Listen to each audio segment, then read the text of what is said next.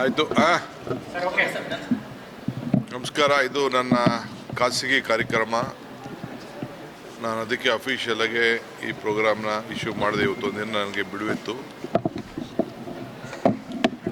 ಇಲ್ಲಿ ಇದೊಂದು ಭಾಳ ವಿಶೇಷವಾದಂಥ ಪವಿತ್ರವಾದಂಥ ಸ್ಥಳ.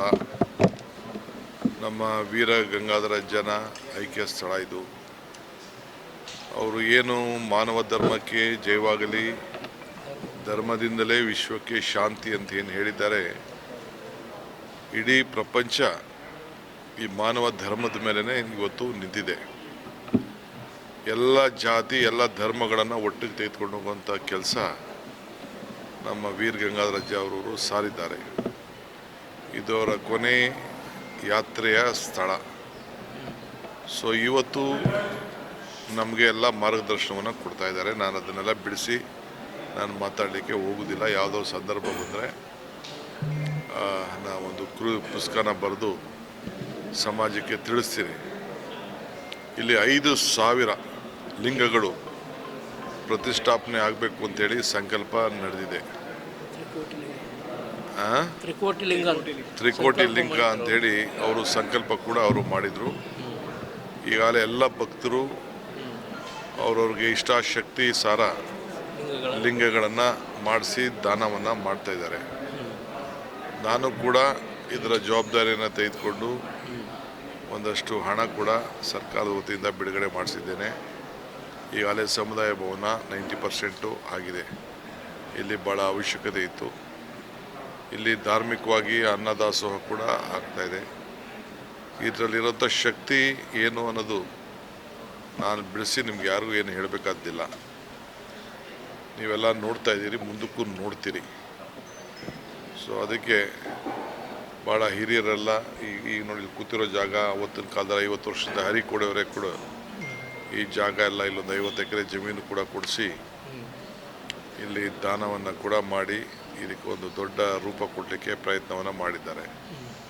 ಈಗ ಅದನ್ನೆಲ್ಲ ಮುಂದುವರ್ಸ್ಕೊಂಡು ಹೋಗ್ತಾ ಇದ್ದೀವಿ.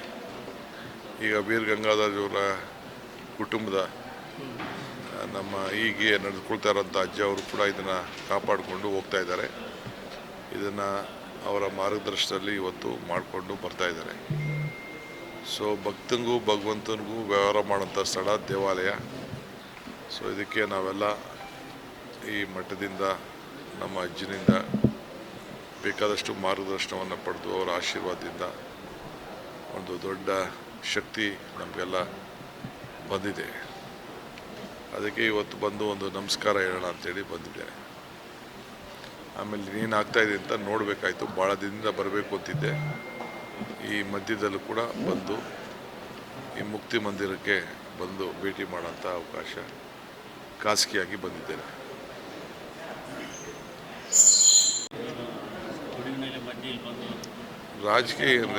ರಾಜಕೀಯಕ್ಕೆ ಡೈಲಿ ನಮ್ಮ ಸಂಸ್ಕಾರ ಬೇಕಲ್ಲ,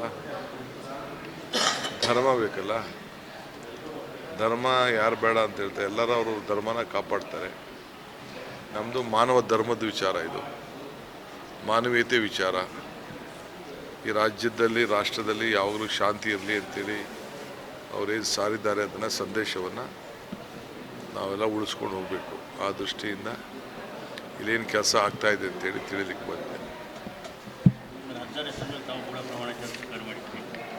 ಅದರಿಂದ ನಿಮ್ಗೆ ಅರ್ಥ ಆಗ್ತದಲ್ಲ ಅದ್ರ ಶಕ್ತಿ ಏನಿದೆ ಅಂತ.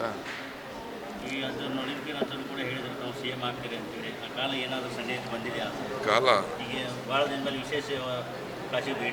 ನಾನಿಲ್ಲಿ ಕೂತಿದ್ದೀನಲ್ಲ, ಆ ಶಕ್ತಿ ಏನಿದೆಯೋ ಇಲ್ಲೋ ಅನ್ನೋದು ನನಗೆ ಗೊತ್ತಿದೆ. ಈಗ ಮಾತಾಡೋದಿಲ್ಲ. ಟೈಮು ಕಾಲ ಎಲ್ಲದಕ್ಕೂ ಉತ್ತರ ಕೊಡ್ತದೆ ಅಷ್ಟೇ. ನಮಸ್ಕಾರ.